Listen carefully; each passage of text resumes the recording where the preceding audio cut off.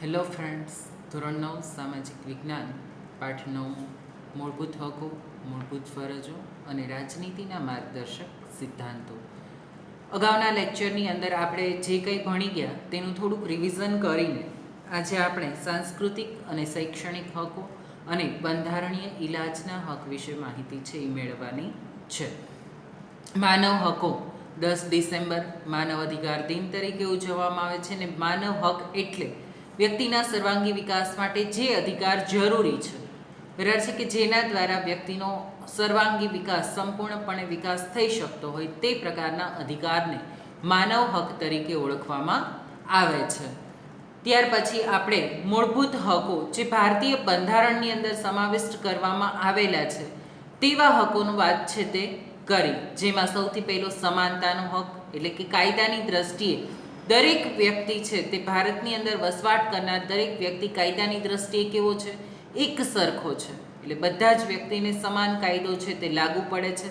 માત્ર રાષ્ટ્રપ્રમુખ અને રાજ્યપાલ છે તેને આ કાયદો છે તેમાં થોડીક છૂટછાટો છે તે આપવામાં આવેલી છે દેશના હિતને ધ્યાનમાં લઈને. એ સિવાય ભારતની અંદર વસવાટ કરતા દરેક વ્યક્તિને કાયદાની દ્રષ્ટિએ સમાન ગણવામાં આવેલા છે, જેમાં મુખ્યમંત્રીથી માંડીને વડાપ્રધાનથી લઈને પટ્ટાવાળા સુધી બધા જ વ્યક્તિની માટે કાયદો એક સરખો લાગુ પડે છે. એ સિવાય બાળકો, સ્ત્રીઓ, અનુસૂચિત જાતિ અને અનુસૂચિત જનજાતિના વ્યક્તિઓની માટે જે ખાસ જોગવાઈઓ કરવામાં આવી છે કે જેના દ્વારા તેઓનો સંપૂર્ણ વિકાસ થઈ શકે, તો એ જોગવાઈઓ છે તેને સમાનતાના અધિકારનો ભંગ છે તે ગણવામાં આવશે નહીં. એટલે સમાનતાના અધિકાર વિશે છે એ આપણે વાત કરી. ત્યાર પછી બીજો હક આપણે જોયો સ્વતંત્રતાનો હક. ભારતમાં વસવાટ કરતા દરેક નાગરિકને 6 પ્રકારની સ્વતંત્રતા છે તે આપવામાં આવેલી છે, જેમાં પહેલી સ્વતંત્રતા છે તે વાણી અને અભિવ્યક્તિની સ્વતંત્રતા. વાણી અને અભિવ્યક્તિની સ્વતંત્રતા એટલે શું? તો વ્યક્તિ પોતાની ઈચ્છા અનુસાર તેને વાણી એટલે કે બોલવાની સ્વતંત્રતા છે. બીજું અભિવ્યક્ત, પોતાને જે કંઈ વિચારો આવે છે તેને વર્ણવવાની, અભિવ્યક્ત કરવાની સ્વતંત્રતા વ્યક્તિને રહેલી છે.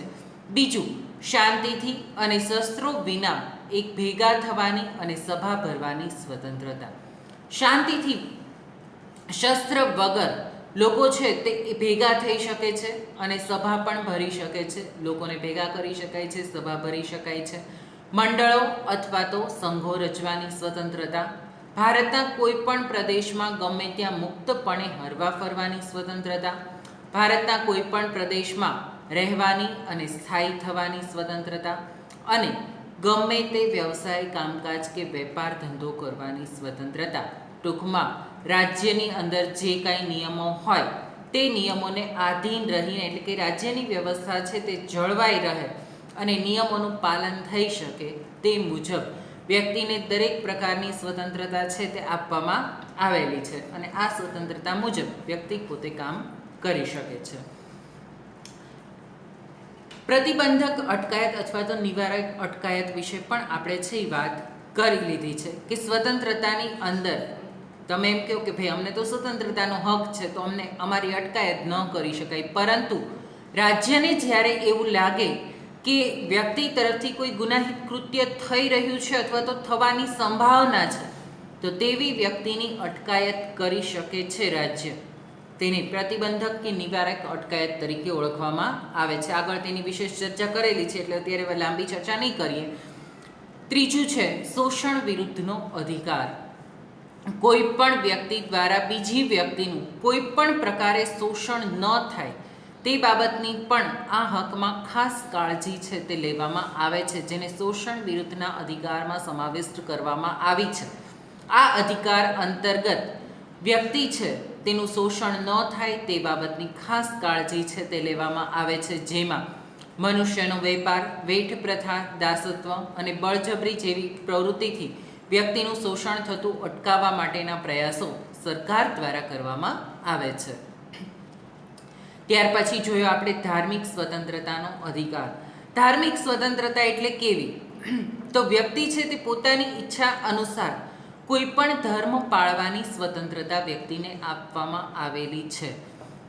આ સ્વતંત્રતા અંતર્ગત વ્યક્તિ પોતાની ઈચ્છા અનુસાર પોતાનો ધર્મ પાળી શકે છે, તેનો પ્રચાર પ્રસાર પણ કરી શકે છે. એટલે વ્યક્તિને ઈચ્છા અનુસાર પોતાનો ધર્મ પાળવાની અને તેનો પ્રચાર પ્રસાર કરવાની, તેના નીતિ નિયમો વગેરે અનુસરવાની સ્વતંત્રતા આપવામાં આવી છે. અને ધર્મના આધારે રાષ્ટ્રની અંદર કોઈ પણ નાગરિકની સાથે ભેદભાવ છે તે કરવામાં આવશે નહીં. એટલે દરેક નાગરિકની સમાન છે તે ગણવામાં આવશે અને ધર્મ છે તે પોતાની ઈચ્છા અનુસાર પાળી શકે છે. નવો અધિકાર આજે આપણે જોવો છે તેમાં સાંસ્કૃતિક અને શૈક્ષણિક હકો. ભારત છે તે વિવિધતામાં એકતા ધરાવતો દેશ છે. દેશની અંદર પૂર્વથી પશ્ચિમ અને ઉત્તરથી દક્ષિણ સુધી આપણે જોઈએ તો અલગ અલગ વિસ્તારની અંદર જુદા જુદા લોકો, જુદી જુદા પ્રકારની ભાષા, લિપિ, સંસ્કૃતિ વગેરે ધરાવતા લોકો છે એ જુદા જુદા વિસ્તારોમાં વસવાટ કરે છે. અને તેના આધારે પણ તે વ્યક્તિઓની સાથે કોઈ પણ ભેદભાવ છે તે કરી શકાશે નહીં. અને વ્યક્તિને પોતાની આગવી વિશેષ સંસ્કૃતિ હોય તો તે સંસ્કૃતિ જાળવી રાખવાનો અધિકાર છે. એટલે વ્યક્તિ પોતાની આદિવાસી સમુદાયો છે તો તેની પોતાની એક ચોક્કસ સંસ્કૃતિ છે અને એ સંસ્કૃતિ તે વ્યક્તિ છે તે જાળવી શકે છે તેવો હક તેને આપવામાં આવેલો છે. ભારતમાં વિવિધ ધર્મો, ભાષાઓ અને સંસ્કૃતિઓ ધરાવતા લોકો વસે છે. આપણે ગુજરાતમાં વસવાટ કરીએ છીએ તો ગુજરાતી ભાષા બોલીએ છીએ. આપણી ગુજરાતી પોતાની એક આગવી સંસ્કૃતિ છે, બરાબર છે. તેવી જ રીતે મહારાષ્ટ્રમાં વસવાટ કરતા હોય તો મોટાભાગના લોકો મરાઠી ભાષા બોલે છે. તેઓની પોતાની એક ચોક્કસ વિશેષતા છે, ચોક્કસ સંસ્કૃતિ છે. તેવી જ રીતે દક્ષિણ ભારતની અંદર તમિલ, તેલુગુ, કન્નડ, મલયાલમ વગેરે જેવી ભાષાઓ બોલવામાં આવે છે. તેઓની પોતાના એક ચોક્કસ રીત રિવાજો છે, ચોક્કસ સંસ્કૃતિ છે. તો આ સંસ્કૃતિને જાળવી રાખવાનો તેઓને અધિકાર રહેલો છે. ભારતના પ્રદેશોમાં રહેતા લોકોને પોતાની આગવી ભાષા, એટલે જે ભાષા આપણે બોલીએ છીએ, જેમ કે ગુજરાતી, બરાબર છે, તો બોલીએ છીએ તેને શું કહેવાય? ભાષા. અને લખવું એટલે લિપિ. ચોક્કસ ભાષા છે તે ચોક્કસ પ્રકારે લખવામાં આવતું હોય છે. આપણે ગુજરાતીને હિન્દી, અંગ્રેજી બધું સમાન રીતે લખીએ છીએ નહીં. ગુજરાતી ભાષા છે તે ગુજરાતીની રીતે લખીએ છીએ, ઇંગ્લિશ છે તે અલગ રીતે લખીએ છીએ, હિન્દી છે તે જુદી રીતે લખીએ છીએ. એટલે લખવું એટલે શું છે? લિપિ. કોઈ પણ ભાષા છે તેને લેખિત સ્વરૂપમાં જ્યારે ઢાળવામાં આવે ત્યારે તેને લિપિ કહેવામાં આવે છે. સંસ્કૃતિની ઓળખ અને તેના આધારે રચાયેલા વર્ગ સમૂહોને જાળવીને રાખવાનો અધિકાર છે તે વ્યક્તિને આપવામાં આવેલો છે. કોઈ પણ શૈક્ષણિક સંસ્થાઓ કે જે રાજ્યની ગ્રાન્ટ પર નિર્ભર હોય તેમાં ધર્મ, જાતિ, જ્ઞાતિ, ભાષા કે તેવા કોઈ પણ કારણસર નાગરિકને પ્રવેશ આપવાનો ઇનકાર કરી શકશે નહીં. કોઈ પણ શૈક્ષણિક સંસ્થા કે જે સરકારની ગ્રાન્ટમાંથી ચાલતી હોય, એટલે કે સરકારી શાળાઓ હોય, તો આ પ્રકારની સરકારી શાળાઓમાં કોઈ પણ વિદ્યાર્થીનો પ્રવેશ એ બાબતથી અટકાવી શકાશે નહીં કે તમે આદિવાસી સંસ્કૃતિ ધરાવો છો, કે તમે આ વિસ્તારમાંથી આવો છો, કે તમારી સંસ્કૃતિ છે તે જુદા પ્રકારની છે, તેવા કોઈ પણ કારણોસર તેઓનો પ્રવેશ છે તે અટકાવી શકાશે નહીં. એટલે તેઓનો પ્રવેશ ઉપર નિષેધ કે બંધ છે તે રાખી શકાતો નથી. રાજ્યની ગ્રાન્ટ મેળવતી હોય તેવી સંસ્થાઓને જ આ નિયમ છે તે લાગુ પડે છે. જો કોઈ ઉમેદવાર ચૂંટણીમાં ધર્મ કે જાતિ કે ભાષા કે ધોરણોને આધારે પોતાને મત આપવાની અપીલ કરે તો તેને લોકપ્રતિનિધિત્વની કલમ ધારાની હેઠળ 123 હેઠળ તેની ગેરરીતિ ગણવામાં આવે છે. કોઈ પણ વ્યક્તિ છે એ ચૂંટણીમાં ઊભો રહે અને પોતે એમ કે આપણે છે આ સમાજનું પ્રતિનિધિત્વ હું કરી રહ્યો છું અને એ સમાજના દરેક વ્યક્તિએ મને મત આપવાના છે, તો તે પ્રકારે તેઓ પ્રચાર કરી શકશે નહીં. અને જો આ પ્રકારે વ્યક્તિ દ્વારા પ્રચાર કરવામાં આવતો હોય તો એ પ્રચાર છે તેની વિરુદ્ધ કાયદેસરની કાર્યવાહી છે તે 123(3) કલમ હેઠળ છે તે થઈ શકે છે. કોઈ પણ રાજ્ય કોઈ પણ કાયદો ઘડીને નાગરિકો કે તેના કોઈ વિભાગ કે કોઈ સંસ્કૃતિ કે કોઈ ભાષા પર રચાયેલ તમામ લઘુમતીઓને તેમની પસંદગીની શૈક્ષણિક સંસ્થાઓની સ્થાપના અને વહીવટ કરવાનો અધિકાર આપશે. લઘુમતી એટલે શું? તો જે લોકોની સંખ્યા ઓછી છે, ટૂંકમાં કહીએ તો જે લોકોની સંખ્યા ઓછી છે તેને લઘુમતી તરીકે છે એ ઓળખાવી શકાય છે. કોઈ પણ રાજ્યની અંદર આવી લઘુમતી સંખ્યાઓ છે તે પોતાના ધર્મના આધારે અથવા તો પોતાની અલગ સંસ્કૃતિના આધારે શૈક્ષણિક સંસ્થાઓ સ્થાપી શકશે અને પોતાની સંસ્કૃતિ કે પોતાના ધર્મનો પ્રચાર પ્રસાર કરી શકે છે. રાજ્ય પણ કોઈ ધર્મ ભાષા પર રચાયેલ લઘુમતી સંસ્થાઓ કે રાજ્ય નિધિમાંથી અપાતી શૈક્ષણિક સંસ્થાઓની સહાય, શિષ્યવૃત્તિ જેવા લાભોમાં માત્ર એ કારણોસર ભેદભાવ રાખશે નહીં કે આવી લઘુમતી સંસ્થાઓની મિલકતનું ફરજિયાત સંપાદન સ્વહસ્તક લેવા ઈચ્છે તો તે રાજ્ય જરૂરી વળતર આપીને જ કરી શકે છે. શૈક્ષણિક સંસ્થાઓના સંદર્ભે મહત્વપૂર્ણ બંધારણમાં પણ જોગવાઈ છે તે કરવામાં આવેલી છે. એટલે કે લઘુમતી માટેની જે કોઈ સંસ્થાઓ હોય તો તેને સહાય આપતું હશે તો રાજ્ય છે તેમાં કોઈ પણ પ્રકારના ભેદભાવ છે તે કરી શકશે નહીં. અને આવી લઘુમતીની મિલકતોનું સંપાદન છે તે પોતાના હસ્તક પણ લઘુમતી સમુદાયના લોકો છે એ લઈ શકે છે. એટલે ટૂંકમાં લઘુમતીઓ અને લઘુમતીઓની સંસ્કૃતિ છે એ વિશેષ પ્રકારની હોય છે અને તેઓને પોતાની સંસ્કૃતિ જાળવી રાખવાનો અને તેનો વિકાસ કરવાનો અધિકાર આપવામાં આવેલો છે. આમ સાંસ્કૃતિક અને શૈક્ષણિક હક અંતર્ગત વ્યક્તિ છે તેને પોતાની વિશેષ સંસ્કૃતિ જાળવી રાખવાનો અને તેના માટે શૈક્ષણિક સંસ્થાઓ પણ સ્થાપવાનો અધિકાર આપવામાં આવેલો છે. છઠ્ઠો અને મહત્વપૂર્ણ અધિકાર બંધારણીય ઇલાજનો હક. આ હક છે તે હકને ડૉક્ટર બાબા સાહેબ આંબેડકર બંધારણના આત્મા સમાન કહ્યો છે. શું કામ?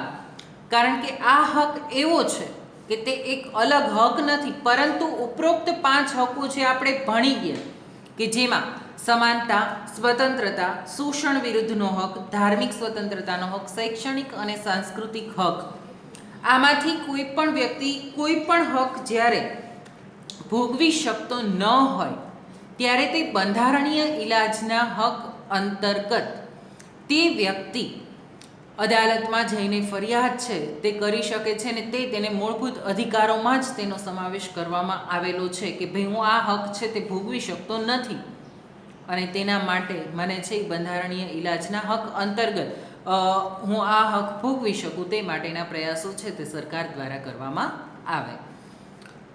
ગમે તેટલા સારા કાયદાઓ ઘડવામાં આવે, મૂળભૂત હકોની જોગવાઈ કરવામાં આવે, પરંતુ જો તેનો અમલ યોગ્ય રીતે ન થાય તો આવી સ્વતંત્રતાનો કોઈ અર્થ સરતો નથી.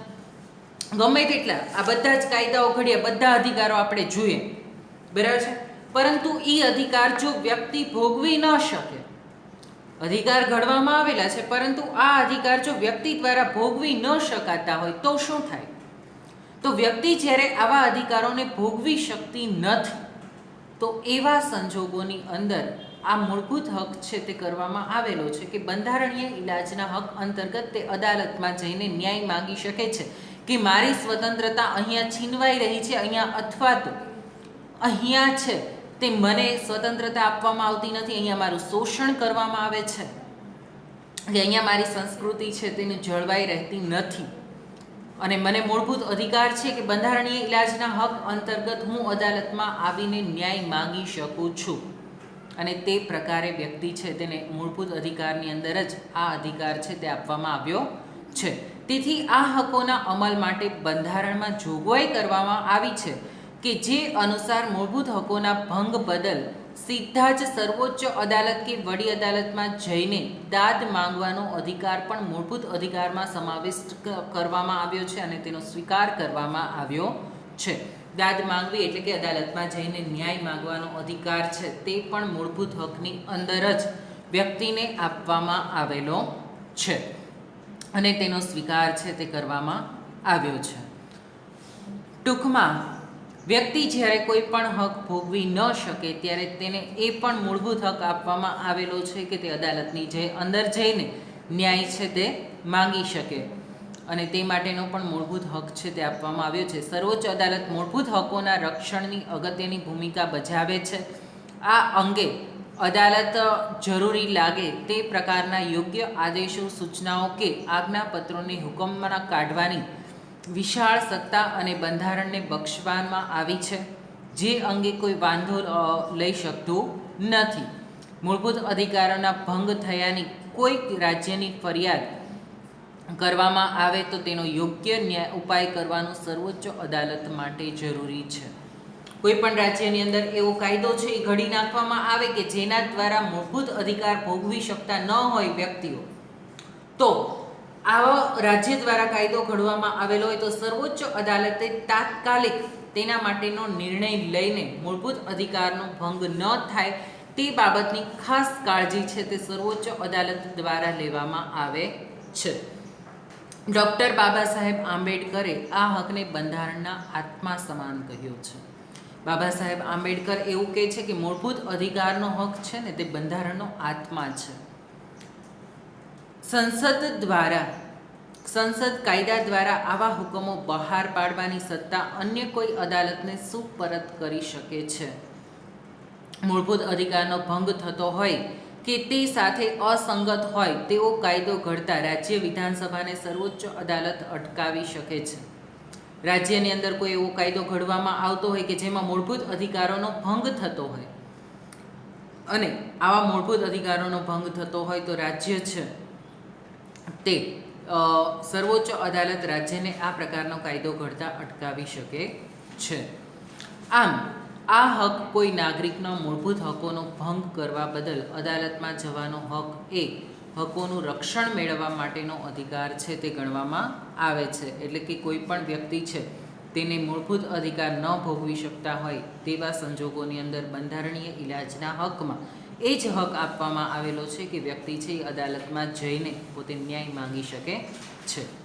આમ બંધારણમાં બક્ષવામાં આવેલા મૂળભૂત હકો ભારતીય નાગરિકો માટે ઉપલબ્ધ કરાયા છે. આ સરકારો સામે આપવામાં આવ્યા છે, એટલે કે કેન્દ્ર અને રાજ્ય સરકારો છે તે બંનેને આમાં સમાવિષ્ટ કરવામાં આવ્યો છે. મૂળભૂત હકો બધા સમય માટે બધા નાગરિકો માટે ઉપલબ્ધ છે. એટલે કે દરેક સમયે દરેક નાગરિક છે તે મૂળભૂત હક ભોગવી શકે છે.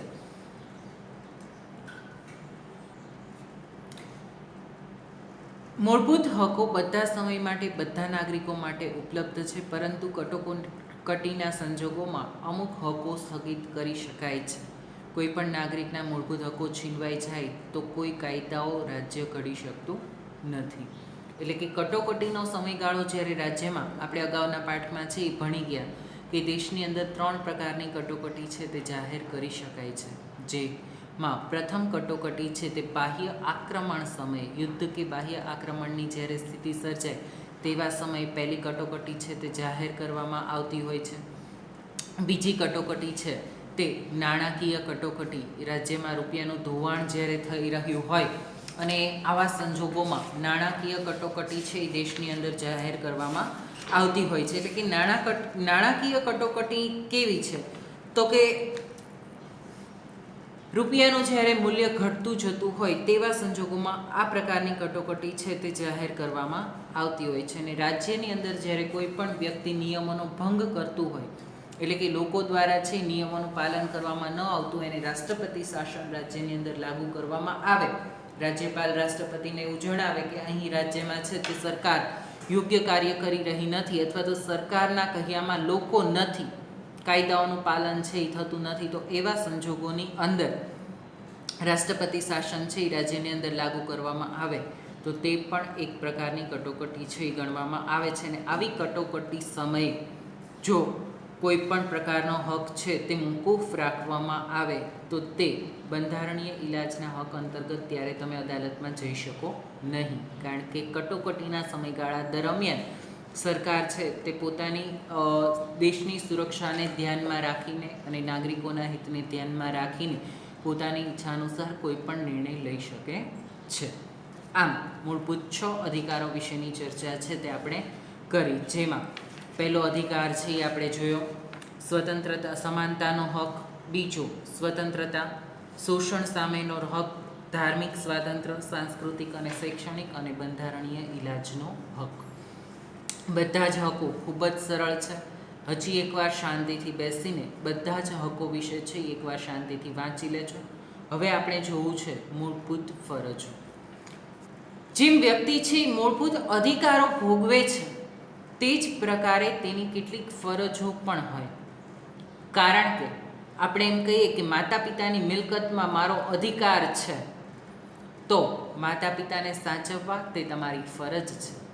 એટલે આપણે જેમ હક ભોગવીએ છીએ તેમ આપણી કેટલીક ફરજો હોય છે અને એ ફરજોનું પાલન પણ આપણે કરવું પડે છે.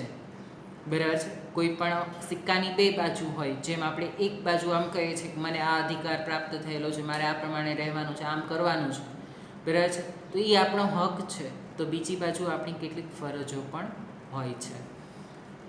ભારતમાં પ્રાચીન સમયથી જ લોકો હકો કરતાં ફરજો પ્રત્યે વધુ સભાન હતા. પ્રાચીન સમયથી જોઈએ તો લોકોને હકો કરતાં ફરજો માટે છે એ લોકો વધારે સભાન હતા. એટલે કે પોતાના હકો ભોગવે કે ન ભોગવે, પરંતુ પોતાની ફરજ છે તે વ્યક્તિ દ્વારા નિભાવવામાં આવતી હતી. જેમ નાગરિકોને કેટલાક મૂળભૂત હકો આપવામાં આવ્યા છે, તેમ નાગરિકોની કેટલીક મૂળભૂત ફરજોનો સમાવેશ પણ ઈસવીસન 1976ના બંધારણમાં સુધારો કરીને ફરજોનો સમાવેશ મૂળભૂત ફરજોમાં દ્વારા દેશપ્રેમ, રાષ્ટ્રભાવના, કેટલાક ઉચ્ચ આદર્શો અને મૂલ્યો નાગરિકોની જાગૃતિ લાવીને રાષ્ટ્રની ઉન્નતિ માટે નાગરિકોને પ્રતિબદ્ધ કરવાનો હતો. રાષ્ટ્રની એકતા, અખંડિતતા અને સાર્વભૌમત્વના રક્ષણમાં પ્રત્યેક નાગરિક પોતાનું યથાશક્તિ યોગદાન આપે તે થકી સમાજમાં શાંતિ, સલામતી, સદ્ભાવના, સંવાદિતા અને કોમી એખલાસની ભાવના જાળવી રાખવાનું કર્તવ્ય પ્રત્યેક નાગરિકનું દેશ અને સમાજ પ્રત્યે તેનું સ્મરણ કરાવવાનો છે. પાઠ્યપુસ્તકોના પ્રથમ પાના પર જ દરેક ફરજો છે તે દર્શાવવામાં આવેલી છે. બાલ મંદિરથી લઈને ધોરણ 12 સુધી ગુજરાત રાજ્ય પાઠ્યપુસ્તક મંડળ દ્વારા જે પાઠ્યપુસ્તકો લખવામાં આવે છે તેના દરેક પાઠ્યપુસ્તકની અંદર પ્રથમ પાના ઉપર જ મૂળભૂત ફરજો, તમે પણ તમારા પાઠ્યપુસ્તકની અંદર ચેક કરી શકો છો કે મૂળભૂત ફરજો છે તેમાં દર્શાવવામાં આવેલી છે. અને આ દરેક ફરજોનું પાલન કરવું તે પણ નાગરિકની મૂળભૂત ફરજ છે. કારણ કે તેના દ્વારા દેશની એકતા, અખંડિતતા છે તે જળવાઈ રહે છે. સરકાર જે કંઈ કાર્ય કરે છે તેમાં આપણે મદદરૂપ થઈ શકીએ છીએ અને આપણી બધાની ફરજ છે રાષ્ટ્રને એક બનાવવામાં આપણી ફરજો છે તેનું પાલન આપણે કરવું જોઈએ. સૌથી પહેલી ફરજ જોઈએ તો બંધારણનું પાલન કરવું, તેમજ બંધારણમાં વ્યક્ત થયેલા આદર્શો, સંસ્થાઓ અને રાષ્ટ્રગીત, રાષ્ટ્રધ્વજનો આદર કરવો. બંધારણનું પાલન કરવું. બંધારણમાં વ્યક્ત થયેલા આદર્શો, જે સંસ્થાઓને માન આપવાનું લખેલું છે તો તે સંસ્થાઓને આપણે માન આપવું જોઈએ. રાષ્ટ્રગીત સમયે આપણે જ્યારે રાષ્ટ્રગીત સાંભળીએ છીએ તેવા સમયે આપણે ઊભું રહી જવું અને તેને માન આપવું તે પણ આપણી એક ફરજ છે. રાષ્ટ્રધ્વજનો આદર કરવો. જ્યાં ત્યાં આપણો રાષ્ટ્રધ્વજ પડેલો હોય, કચરામાં હોય, તો એ તેનું અપમાન છે. અને દેશનો ધ્વજ, આપણો તિરંગો છે તે હંમેશા ઊંચાઈ ઉપર, ટોચ પર લહેરાતો રહે તે માટેના પ્રયાસો કરવા તે પણ આપણી એક મૂળભૂત ફરજ છે. એટલે રાષ્ટ્રધ્વજને પણ એટલું જ માન આપવું જોઈએ. રાષ્ટ્રધ્વજને જ્યાં ત્યાં ફેંકી ન દેવો જોઈએ, તેનું અપમાન થાય તેવા પ્રયાસો છે એ આપણે કરવા જોઈએ નહીં. બીજું, સ્વતંત્રતા સંગ્રામના ઉદાત્ત વિચારો અને પ્રેરણાદાયી આદર્શોને આદર કરવો અને તેનું અનુસરણ કરવું. ભારત દેશ છે તેણે 200 વર્ષ સુધી ગુલામી ભોગવેલી છે. આપણા કેટલાય વડીલોએ આપણા દેશ માટે પોતાની જાન ન્યોછાવર કરેલી છે. દેશ સ્વતંત્ર રહી શકે, તે બની શકે તે માટેના પ્રયાસો કરેલા છે. પોતાના ઉચ્ચ વિચારો દ્વારા પોતાના જીવની પરવાહ કર્યા વગર પણ તેઓએ દેશને સ્વતંત્ર કરવા માટેના પ્રયત્નો છે તે કરેલા છે. તો આ લોકોના પ્રયત્નો છે તેમાંથી આપણે પ્રેરણા મેળવીએ અને તેઓના ઉચ્ચ આદર્શો છે તેને અનુસરણ આપણે કરીએ. ભારતના સાર્વભૌમત્વ, એકતા અને અખંડિતતાનું સમર્થન કરવું અને તેનું રક્ષણ કરવું. કે દેશનું સાર્વભૌમત્વ જળવાઈ રહે, દેશમાં એકતા જળવાઈ રહે અને અખંડિતતા જળવાઈ રહે તે માટેનું સમર્થન, એટલે તે માટે મદદ કરવી અને તેનું રક્ષણ પણ કરવું જોઈએ. જરૂર પડે ત્યારે અને હાકલ કરવામાં આવે ત્યારે દેશનું રક્ષણ અને રાષ્ટ્રની સેવા માટે તત્પર રહેવું અને ઉત્સાહભેર જોડાવવું. રાષ્ટ્રને જ્યારે આપણી જરૂર હોય કટોકટીના સમયગાળા દરમિયાન યુદ્ધ જેવી પરિસ્થિતિમાં રાષ્ટ્રને જ્યારે જરૂર હોય તો તેવા સમયે આપણે તૈયાર રહેવું જોઈએ કે આપણે રાષ્ટ્રની મદદ કરી શકીએ, રાષ્ટ્ર માટે આપણે પણ કંઈક કરી શકીએ, તે માટે આપણે સતત તત્પર છે તે રહેવું જોઈએ અને ઉત્સાહભેર આ પ્રવૃત્તિમાં આપણે જોડાવવું જોઈએ. ભારતના બધા લોકો વચ્ચે ભાઈચારાની ભાવનામાં વૃદ્ધિ કરવી, લોકો વચ્ચે સંવાદિતા સ્થાપવી અને સ્ત્રીઓ અને ગૌચરને હાનિ પહોંચાડનારા વ્યવહારનો ત્યાગ કરવો જોઈએ. લોકોની વચ્ચે ભાઈચારાની ભાવના છે તે સ્થાપવી જોઈએ. સ્ત્રીઓને તેના સન્માનને હાનિ કરનારા જો કોઈ પ્રયત્ન થતા હોય તો તેનો પણ આપણે ત્યાગ છે તે કરવો જોઈએ અને આપણો સર્વાંગી વિકાસ થઈ શકે અને રાષ્ટ્રનો સર્વાંગી વિકાસ થઈ શકે તે માટે છે તૈયાર રહેવું જોઈએ. રાષ્ટ્રના સમૃદ્ધ અને સમન્વિત વારસાનું જતન કરવું. ભારતની સંસ્કૃતિ છે ને મિત્રો, વિશ્વમાં સૌથી શ્રેષ્ઠ સંસ્કૃતિ આપણા દેશની સંસ્કૃતિ ગણવામાં આવે છે. આજે પણ દેશ વિદેશમાંથી લોકો ભારતીય યોગા શીખવા માટે આવે છે. ભારતને આયુર્વેદ, યુનાની આ બધા જ ગ્રંથો છે તેની વિદેશમાં ખૂબ જ માંગ રહે છે. ભારતનું આયુર્વેદ છે તે આજે ટોચ સુધી પહોંચી ચૂક્યું છે. તો આપણી સમન્વિત સંસ્કૃતિ છે કે આપણો વારસો છે તેનું જતન કરવું જોઈએ, તેની જાળવણી પણ કરવી જોઈએ.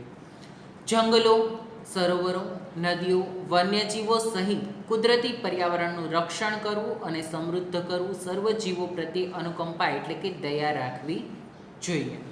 જંગલોની અંદર આપણે ક્યારેક હરવા ફરવા માટે ગયા હોય તો તેને નુકસાન પહોંચાડવું ન જોઈએ, ત્યાં ગંદકી ફેલાવવી નહીં. નદીઓ, વન્યજીવો, નદીઓ છે તેને પણ પ્રદૂષિત ન કરવી, વન્યજીવોને નુકસાન ન પહોંચાડવું, તેને હેરાન પરેશાન ન કરવા. કુદરતી પર્યાવરણ એટલે કે આપણી આસપાસનું જે વાતાવરણ છે તેનું રક્ષણ કરવું અને તેને જાળવી રાખવાનો પ્રયાસ છે તે કરવો. સર્વ જીવો, બધા જ મનુષ્ય, પ્રાણી, પશુ પક્ષીઓ, બધા જ જીવો, સજીવ સૃષ્ટિ માટે આપણે દયા અને અનુકંપા છે તે રાખવી જોઈએ. વૈજ્ઞાનિક અભિગમ અને માનવવાદ અને શોધ વૃત્તિનો વિકાસ કરવો તે પણ આપણી મૂળભૂત ફરજ છે. અંધશ્રદ્ધામાં ન જીવવું. આટલું શિક્ષણ મેળવીને આધુનિક હોવા છતાં ઘણા લોકો છે એ અંધશ્રદ્ધામાં માનતા હોય છે, બરાબર છે. તો આવી અંધશ્રદ્ધાની અંદર ન જીવવું. વૈજ્ઞાનિક અભિગમ છે તે રાખવો. દરેક ઘટના ઘટે છે તેની પાછળ ચોક્કસ વૈજ્ઞાનિક કારણ છે તે રહેલું હોય છે અને તે મુજબ જ આપણે પણ તેને સ્વીકારવું જોઈએ.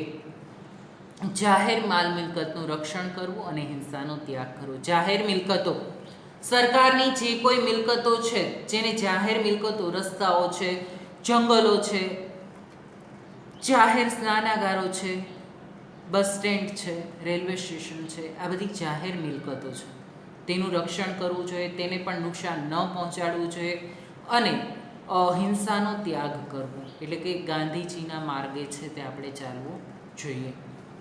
તે પણ આપણી એક મૂળભૂત ફરજમાં તેનો પણ સમાવેશ કરવામાં આવ્યો છે. એ સિવાય વૈયક્તિક અને સામૂહિક પુરુષાર્થના ક્ષેત્રમાં ઉત્કૃષ્ટતા સિદ્ધ કરવા સતત પ્રયત્નશીલ રહેવું, જેથી રાષ્ટ્ર પ્રગતિ અને સિદ્ધિના સોપાનો ઉત્તરોત્તર સર કરતું રહે. વ્યવસ્થા જાળવવા માટે વૈયક્તિક અને સામૂહિક પુરુષાર્થ, વ્યક્તિગત અને સામૂહિક બંને પ્રકારના પુરુષાર્થ કરવામાં આવતા હોય તો તે બંને પુરુષાર્થ છે તેનું પણ ધ્યાન છે તે રાખવું જોઈએ. મફત અને ફરજિયાત સાર્વત્રિક રીતે શિક્ષણ પોતાના પાલ્યને આપવું અને તે માતા પિતાની ફરજ રહેશે. પાલ્ય એટલે પોતાનું બાળક, જેને આપણે મોટું કરતા હોઈએ છીએ તો તે બાળકને, કારણ કે 6 વર્ષે બાળકને ન ખબર હોય કે તેને મફત અને ફરજિયાત શિક્ષણ મેળવવાનો અધિકાર છે. બાળક નથી જાણતું મૂળભૂત હકો શું છે, તેની ખબર તેને નથી, પરંતુ તેના પાલ્ય એટલે કે તેના માતા પિતા કે તેના જે પાલક હોય, તેને મોટા કરનાર વ્યક્તિ છે, તેણે તેને શિક્ષણ આપવું તે વ્યક્તિની ફરજ છે અને તેના દ્વારા વ્યક્તિને શિક્ષણ છે તે પ્રાપ્ત થાય તે માટેના પ્રયાસો છે તે કરવા જોઈએ. એટલે કે તેના માતા પિતાની ફરજ રહેશે કે પોતાના બાળકને મફત અને ફરજિયાત શિક્ષણ છે તે આપવું તે બાળકના માતા પિતાની મૂળભૂત ફરજમાં સમાવેશ કરવામાં આવેલો છે. ભારતમાં 6 જાન્યુઆરીએ મૂળભૂત ફરજ દિન તરીકે ઉજવવાનું નક્કી થયું છે. 6 જાન્યુઆરીનો દિવસ મિત્રો યાદ કરો, મૂળભૂત હક દિવસ પણ આપણે એક ઉજવીએ છીએ અને અગાઉના લેક્ચરની અંદર આપણે તેની ચર્ચા કરી છે. તો આ મૂળભૂત હક દિવસ 10 ડિસેમ્બર, તેવી જ રીતે મૂળભૂત ફરજ દિન 6 જાન્યુઆરીએ ઉજવવામાં આવે છે. એટલે પહેલાં આપણે હક ભોગવીએ છીએ અને પછી આપણે ફરજો નિભાવીએ છીએ તેવું પણ આપણે કહી શકીએ. પરંતુ ડિસેમ્બર માસમાં મૂળભૂત ફરજ છે, મૂળભૂત હક દિવસ છે તે ઉજવવામાં આવે છે 10 ડિસેમ્બરે, અને 6 જાન્યુઆરીએ મૂળભૂત ફરજ દિન તરીકે છે એ ઉજવવામાં આવે છે. આ બધી ફરજો પૈકી કેટલીક ફરજોને કાનૂની પીઠબળ છે, એનું પાલન નહીં કરનારને સજા પણ થાય છે. જેમ કે તમે જાહેર મિલકતને નુકસાન પહોંચાડો ને, તો સરકાર દ્વારા કાનૂનન કાયદા છે એ લઈ શકાય છે. અને પછી તમે એમ કહો કે અમને તો નહોતી ખબર કે આવો નિયમ હોય કે જાહેર મિલકતને નુકસાન ન પહોંચાડે, તો કાયદાની જાણકારી ન હોવી તે કાયદા ભંગનું બહાનું ગણવામાં આવે નહીં. એટલે તમને કાયદાની જાણકારી નહોતી અને તમે કાયદા ભંગ કરી નાખ્યો કે આ તો જાહેર મિલકત કહેવાય ને એનું નુકસાન પહોંચાડવું અમને નહોતી ખબર એટલે અમે નુકસાન પહોંચાડી દીધું, તો એ કાયદા ભંગનું બહાનું ગણી શકાશે નહીં અને તેના બદલામાં તમને જે સજા થતી હોય થશે જ. એટલે તમને છે એ નિયમોની ખબર હોવી જોઈએ, જેથી કરીને ભૂલમાં પણ તમારાથી છે કોઈ પણ નિયમોનું ઉલ્લંઘન થાય નહીં. એટલે કાનૂનન પીઠબળ પણ તેને આપેલું છે. એનું પાલન નહીં કરનારને સજા થાય છે. નાગરિકો ફરજોનું પાલન કરે એ માટે તમામમાં સભાનતા અને જાગૃતતા ઊભી કરવાનો પ્રયાસ શિક્ષકોએ પ્રયત્નશીલ બનીને કરવો જોઈએ. એટલે જ શિક્ષકો દ્વારા અભ્યાસક્રમમાં પણ તેનો સમાવેશ છે કરવામાં આવેલો છે. પેરેન્ટ્સ મિટિંગની અંદર પણ શિક્ષકો વાલીઓને પણ આ બાબતે છે એ જાગૃત કરતા હોઈએ છીએ કે આ પ્રકારના નિયમો છે અને તે પ્રકારે જ તમારે કાર્ય કરવાનું છે. સમાજમાં પ્રવર્તતા કેટલાક સામાજિક દૂષણો અને અનિષ્ટો જેવા કે અસ્પૃશ્યતા, કોઈને સ્પર્શ, અમુક જ્ઞાતિઓને સ્પર્શ ન કરવો, તો આવા દૂષણો દૂર કરવા જોઈએ. વેઠ પ્રથા, વ્યક્તિની પાસે વધારે પડતું કામ કરાવવામાં આવે, મરજી વિરુદ્ધ વ્યક્તિની પાસે કામ કરાવવામાં આવતું હોય, બાળ મજૂરી, સ્ત્રી પોષણ, બાળકોને છે તેની પાસે મજૂરી કરાવવામાં આવતી હોય, કારણ કે બાળક છે તે શ્રમ માટેનું સસ્તામાં સસ્તું સાધન છે અને તેની પાસે આવા પ્રકારની જો વેઠ કરાવવામાં આવતી હોય તો તે પણ એક પ્રકારનું બાળકોનું શોષણ જ ગણવામાં આવે છે. બાળમજૂરી, સ્ત્રી શોષણ, જાતીય સતામણી, સ્ત્રીઓનું શોષણ છે તે કરવામાં આવતું હોય, ઘરેલું કે બાહ્ય એટલે કે ઘરની અંદર કે નોકરીના સ્થળે પણ સ્ત્રીઓનું શોષણ જો કરવામાં આવતું હોય તો તેને પણ દૂર કરવું જોઈએ. આ ઉપરાંત જાતીય સતામણી, સ્ત્રીઓ કે બાળકોની સાથે આ પ્રકારનું કાર્ય છે તે કરવામાં આવતું હોય તો તે જાતીય સતામણી ન થાય તે માટેનું પણ ખ્યાલ છે તે રાખવાનો છે.